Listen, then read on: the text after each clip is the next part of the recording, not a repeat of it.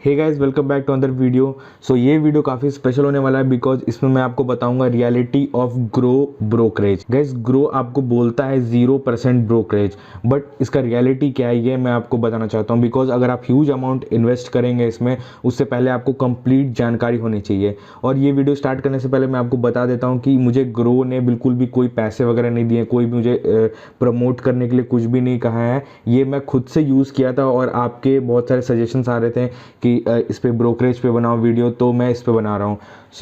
मैं आपको बता दूं कि क्या होता है इसका रियलिटी। तो गाइस, सबसे पहले आपको जान लेना है कि कुछ भी फ्री नहीं होता है। हाँ, ग्रो पे एक चीज़ ज़रूर फ्री है। जैसे कि मैंने जब डीमैट अकाउंट खुलवाया था अपना, एक मैंने HDFC में डीमैट अकाउंट खुलवाया और एक मैंने ग्रो पे खोला डीमैट अकाउंट खुद से। तो जो मैंने HDFC में खोला उसमें मुझे 10,000 रुपीज़ लगा सिर्फ खुलने का चार्जेस, 10,000 रुपीज़। जो ग्रो पे मैंने खोला तो मुझे 0% चार्जेस लगा। तो ये वाला चार्ज फ्री होता है, आपको कंफ्यूज नहीं होना है। ओपनिंग चार्जेस जो होता है वो फ्री होता है। अब किसी बैंक में जाएंगे खुलवाने तो वहाँ पे बहुत ही ज़्यादा पैसा लेते हैं, 10,000 सोचो गाइस ले लिया मेरे से, एंड इस पर बिल्कुल भी कोई चार्जेस नहीं लिया। एंड जो दूसरा चीज़ मैं आपको बताऊंगा वो काफ़ी इंपॉर्टेंट है, यही है जो आपको जानना है। गाइस, जो भी हम अपना इक्विटी सेल करते हैं, जैसे हमने कुछ भी खरीदा, आज मैंने टाटा मोटर्स के 100 शेयर्स खरीदे हैं, ठीक है। और उसके बाद मैंने 10 डेज़ के बाद जब वो ऊपर चला गया तो मैंने सारे स्टॉक्स अपने सेल कर दिए। तो आपने जो भी सेल किए, ठीक है, तो उस सेल क्वांटिटी में आपके 13 रुपीज़ प्लस GST लगता है, जो कि टोटल होता है 15 रुपीज़ प्लस 93 पैसे। इतना आपका ब्रोकरेज कटता है। और इसी को मैं कैरी फॉरवर्ड करता हूँ। सपोज आपने क्या किया कि 100 आपने शेयर्स खरीदे टाटा मोटर्स के, या किसी के भी आपने शेयर खरीदे 100, ठीक है। उसके बाद उसी डे पे या फिर उसके अगले दिन या फिर कितने ही दिन के बाद आपने सेल किया, लेकिन टोटल 100 नहीं सेल किए, आपने पहले 50 शेयर सेल कर दिए और उसके बाद आपने फिर 10 शेयर सेल किए उसी दिन, ठीक है। और फिर बाद में 20 शेयर्स सेल किए उसी दिन, ठीक है गाइज, ये चीज़ होता है। तो आपने टोटल कितनी सेलिंग की? 3 सेलिंग की, एक बार 50, फिर 10, फिर 20, ठीक है। तो ये तीनों का सिर्फ एक बार ही ब्रोकरेज कटता है, जो कि ये 15.93 पैसे, ठीक है। ये होता है आपका ब्रोकरेज का, जो कि इसका रियलिटी है। जो कि एक दिन में आप कितनी भी सेलिंग करें, अगर आप बेचते हैं उस कंपनी का, तो आपका एक बार एक कंपनी का कटेगा 15.93 रुपीज़। ओके, ये आपका ब्रोकरेज हो गया। इसे मैं सम अप कर देता हूँ कि अगर आप एक दिन में एक कंपनी के आप कितनी भी सेलिंग कर सकते हैं और आपका ब्रोकरेज बिल्कुल भी नहीं कटेगा, जो कि एक बार ही कटेगा 15.93 रुपीज़। अब गाइज, मैं दूसरा एग्जांपल लेके बताता हूँ आपको। अगर आपने एक कंपनी के शेयर्स खरीदे, जैसे कि टाटा मोटर्स के आपने अब 200 शेयर्स खरीदे, ठीक है।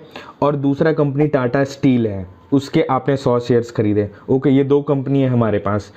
अब आप उसके एक दिन के बाद या 2 दिन के बाद या 10 दिन के बाद जैसी मार्केट अप गया, तो अब आपने क्या किया कि टाटा मोटर्स के 20 शेयर्स आपने बेच दिए, ठीक है। सिर्फ 20 शेयर्स आपने बेचे।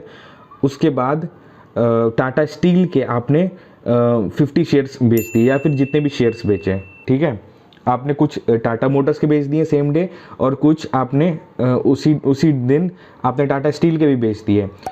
अब आपका ब्रोकरेज कटेगा, वो होगा डबल। एक कंपनी का 15 पॉइंट, जो कि टाटा मोटर्स का था 15.93 रुपीज़, एंड जो दूसरा कंपनी था टाटा स्टील, इसका भी एक बार ब्रोकरेज कटेगा 15.93 रुपीज़। ओके, तो अब आपका ये दो कटेगा। अगर आप ये दूसरे दिन सेल करते हैं तो ये आपका कटेगा ही कटेगा। ये होता है इसका ब्रोकरेज का रियलिटी, जो कि ग्रो आपको नहीं बताता है, जो कि मैं आपको बता रहा हूँ और लाइव प्रूफ बताऊंगा। बिकॉज मैं एक बार समझा देता हूँ, उसके बाद जब आप ये मेरे फ़ोन में देखेंगे कि कैसे वो चीज़ कटा है, तो आपको अच्छे तरीके से समझ में आएगा।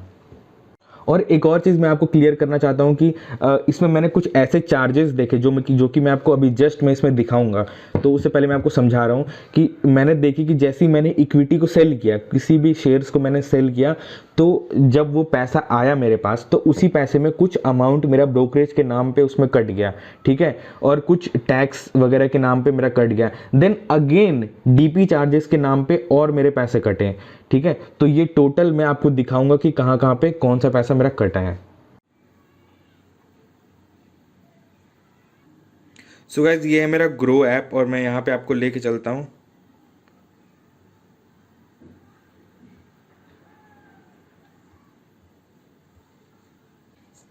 सो यहाँ पे देख सकते हैं ये मेरा ग्रो ऐप खुल चुका है। ठीक है, अब यहाँ पे मेरे यहाँ पे कुछ भी बैलेंस नहीं है। ठीक है, अब मैं यहाँ पे डैशबोर्ड पे आता हूँ, तो आप यहाँ पे देख सकते हैं कि यहाँ पे टोटल मेरे अभी करेंटली इन्वेस्टेड है 14,000 रुपीज़ और 13 उसका वैल्यू है 13,000। सो ये दोनों स्टॉक मेरा डाउन चल रहा था, तो मैंने इसे होल्ड करने का डिसाइड किया है, तो मैं इसे अभी होल्ड करूँगा। ओके, सो अब मैं लेके चलता हूँ अपने, इधर आप प्रेस करेंगे यू पे, तो यहाँ पे आ जाएगा आपका, और यहाँ पे मैंने अवेलेबल टू इन्वेस्ट पे क्लिक किया, तो यहाँ पे गाइस ये पैसे आ गए, available to invest and available to withdraw, और यहाँ पे ये सारे ट्रांजैक्शंस आ गए जो कि मैंने इसमें किए हैं। सो मैं आपको बिल्कुल एक एक करके अच्छे से बताता हूँ, आज इस वीडियो को आप बिल्कुल अच्छे से देखिएगा गाइस। अब यहाँ पे आप ध्यान से देखिए गाइस, ये पैसे मैंने विड्रॉ किए हैं। सो अब मैं आपको लेके चलता हूँ इक्विटी जो मैंने सेल किया था गाइस। ठीक है, रिसीव्ड फ्रॉम स्टॉक। ओके, ये गाइज आप इस वैल्यू को आप ध्यान से देखिए गाइज, मैंने एक दिन पे यानी कि 10 दिसंबर को जब मार्केट बिल्कुल अप गया था, तो मैंने बहुत सारे स्टॉक्स मैंने अपने सेल कर दिए थे। ठीक है, तो ये वो स्टॉक है जिसे मैंने सेल किया था और मुझे इतना पैसा आया था उसी टाइम पे। ठीक है, और उसका ब्रोकरेज ये है 47.79 रुपीज़, इसका ब्रोकरेज कटा है। अब मैं इस पर क्लिक करता हूँ गाइज। ठीक है, अब यहाँ पे बिल्कुल आप देखिए, इस वीडियो को बिल्कुल ध्यान से देखिएगा गाइस। इसमें मैंने तीन कंपनी के शेयर्स को मैंने सेल किया। श्री रेणुका शुगर, इसके मैंने 330 शेयर सेल किए। टाटा मोटर्स, इसके मैंने 178 शेयर सेल किए, और जिंदल स्टेनलेस जिसके मैंने 250 शेयर्स को सेल कर दिया। ठीक है, तो जब इन सारे शेयर्स को हमने सेल किया तो मेरा टोटल आ रहा था पैसा जो कि मेरा बन रहा था 51,779.30। ओके, अब यहाँ पे ध्यान से देखिए, अब ये जो है ना, ये टैक्स है इसमें, STT, SEBI, सेबी और एक्सचेंज स्टैम्प ड्यूटी GST का 58.55 रुपीज़ ये कटा है, GST स्टैम्प ड्यूटी और ये सारा चीज़। ठीक है, ध्यान रखिएगा कि ये DP चार्जेस नहीं है गाइस, ये GST के हैं और वो कटा है स्टैम्प ड्यूटी वगैरह, और उसके नीचे ब्रोकरेज कटा है जो कि जो भी हमारा ब्रोकरेज है, यहाँ पे एक बार क्लिक करके देखते हैं कि क्या कौन है हमारा ब्रोकरेज। यहाँ पे for every executed order brokerage is 20 rupees और 0.05% of the order value which ever is lower, minimum of 1 paisa will be charge as per regulation. Okay, ये क्या बोल रहा है कि for every executed order brokerage is 20 rupees, जो भी order को हम लोग एग्जीक्यूट कर दिए हैं यानी कि बेच दिए हैं। ठीक है गाइज, जो बेचेंगे उस पे हमारा 20 रुपीज़ ब्रोकरेज कटेगा एक्स्ट्रा। ओके, या फिर 0.05% ऑफ द ऑर्डर वैल्यू, ये है इसका। तो इसलिए ये ब्रोकरेज कटा है 25 रुपीज़, यानी 20 रुपीज़ इसका ब्रोकरेज है एंड 5 रुपीज़ कुछ और चार्जेस हैं। तो ये दोनों चार्जेस अलग चार्जेस हैं। एंड जब मैं इसे बैक करूँगा, तो जब मैंने 3 शेयर्स को सेल कर दिए, 3 शेयर्स, याद कीजिए जब मैं एक कंपनी के शेयर को सेल कर रहा था तो 15.93 रुपीज़ मेरा कट रहा था, तो दूसरे शेयर को करेंगे तो फिर से 15.93, तो 15.93 को अगर हम 3 से मल्टीप्लाई कर देंगे तो गाइज ये हमारा चार्जेस बनता है 47.79 रुपीज़। सो गाइज आप ये देख सकते हैं कि ये पैसा मेरा अलग से कटा है। सो गाइज अब आपने देखा कि मैं कौन से पैसे की बात कर रहा था। ये बोलते हैं कि 0% ब्रोकरेज है, 0% ब्रोकरेज, तो आपने देखा मेरी 2 जगह ब्रोकरेज कटे। एक मेरा ब्रोकरेज था जो कि था जब मैंने सेल किया इसे, 3 कंपनी के शेयर्स को मैंने एक साथ ही सेल कर दिया था, तो मेरा अमाउंट आया था 58 रुपीज़ जो कि मेरा कटा था एंड 47 रुपीज़। सो गाइज अब आपको क्लियर हो गया होगा कि ये ब्रोकरेज कितना कटता है। सो जितना मेरा कटा 58.55 रुपीज़ मेरा कटा, एक जो कि GST वाला चार्जेस था, एंड दूसरा चार्जेस था मेरा 25 रुपीज़, जिसमें से 20 ब्रोकरेज था 20 रुपीज़ एंड 5 रुपीज़ एक्स्ट्रा था। एंड इसके अलावा जो मेरा पैसा कटा है वो है 47.79 रुपीज़। तो इन सबको मैं ऐड करता हूँ और मैं आपको बताता हूँ कि मेरा टोटल ब्रोकरेज कितना कटा है। सो टोटल ब्रोकरेज गाइस कटा है मेरा 132.23 रुपीज़, ये मेरा ब्रोकरेज कटा है। जब मैंने 3 कंपनी के शेयर्स को सेल किया एक साथ एक दिन में, तो मेरा टोटल इतना रुपीज़ का मेरा ब्रोकरेज कटा है। और अगर मैं सिर्फ एक कंपनी के शेयर्स को सेल करता तो मेरा कितना ब्रोकरेज कटता, मैं आपको ये भी दिखा देता हूँ। सो अब आप देखिए गाइज, ये अमाउंट को देखिए आप, ये मेरा रिसीव्ड फ्रॉम स्टॉक है 12,000, यानी मैंने सिर्फ एक कंपनी के शेयर्स को बेचे थे जो कि जिंदल हिसार है, ठीक है। इसके 100 शेयर्स को मैंने बेचे, ठीक है। तो मेरा टोटल प्रॉफिट मिला के हर चीज़ आ रहा था, आप ये देख सकते हैं 12,395 रुपीज़ ये मेरा आ रहा था।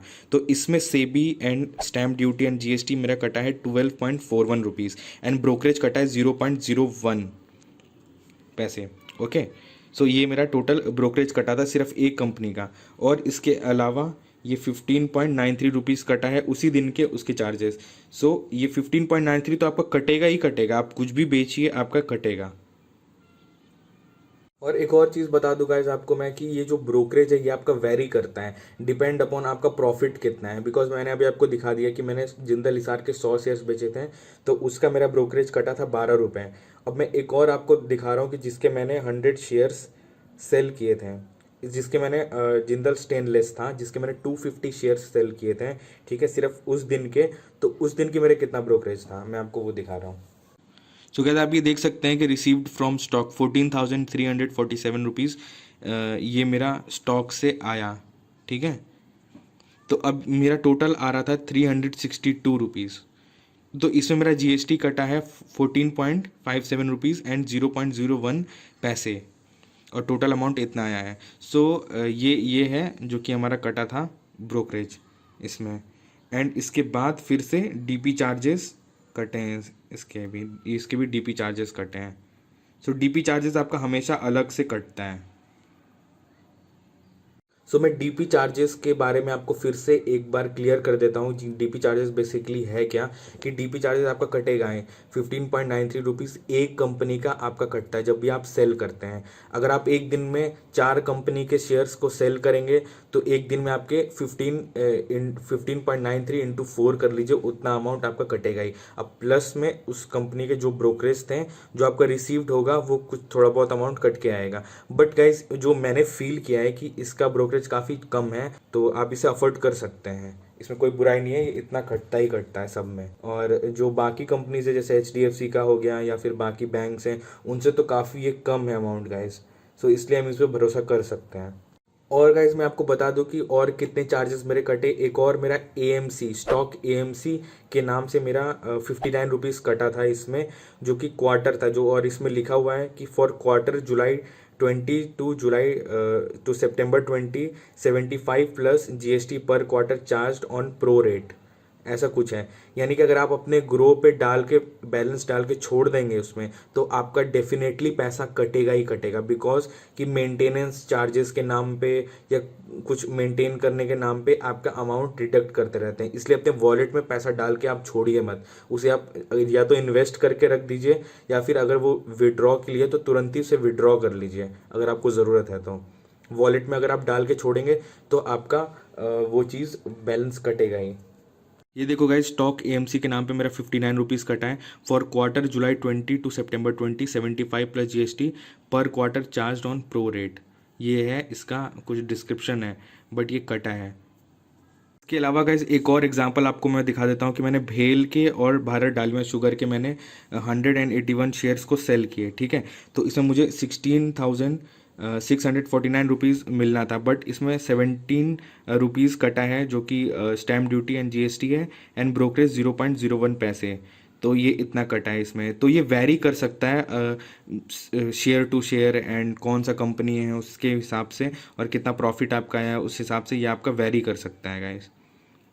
इसलिए मैंने आपको 3 दिखा दिए, और जिसमें ब्रोकरेज कितना आपको कट रहा है और कितना ज़्यादा है कम है। और ये जो जीएसटी स्टैम्प ड्यूटी है ये वैरी कर रहा है, कभी 12 रुपये कटा, कभी 14 रुपये, इस बार 17 रुपये कटा है। सो आप ये देख सकते हैं। और मैंने काफ़ी यहाँ पे स्टॉक्स को सेल किए हैं। सो आप देख सकते हैं यहाँ पे हर बार मेरा डीपी चार्जेस कटा है, जो भी कंपनी का मैंने बेचा है उसके डीपी चार्जेस 15.93 रुपीज़ कटे हैं मेरे। सो होप सो आपको ये वीडियो से क्लियर हो गया होगा व्हाट इज़ ब्रोकरेज पे कितना कटता है एंड क्या रियलिटी है 0% ब्रोकरेज के बारे में। सो आपको एक आइडिया लग सकता है कि आपको इसमें इन्वेस्ट करना चाहिए या नहीं करना चाहिए। मैं पर्सनली इसी ऐप को प्रेफर करता हूँ बिकॉज इसमें यूज़र फ्रेंडली है और हर चीज़ बिल्कुल सामने होता है और एक क्लिक में हो जाता है हर चीज़। और इसमें सजेशन भी होता है कि कोई स्टॉक है जो कि जिसके बायर्स नहीं मिलते हैं, तुरंत बायर्स नहीं मिलते हैं, सो ये आपको रिकमेंड नहीं करता है कि इसको मत खरीदिए, ऐसे करके इसमें आ जाता है एक डिस्क्लेमर आ जाता है कि इसे नहीं खरीदना क्योंकि इसके बायर्स नहीं है तुरंत के तुरंत। आप अगर कुछ बेचेंगे उसके शेयर्स तो वो तुरंत बिकेंगे नहीं।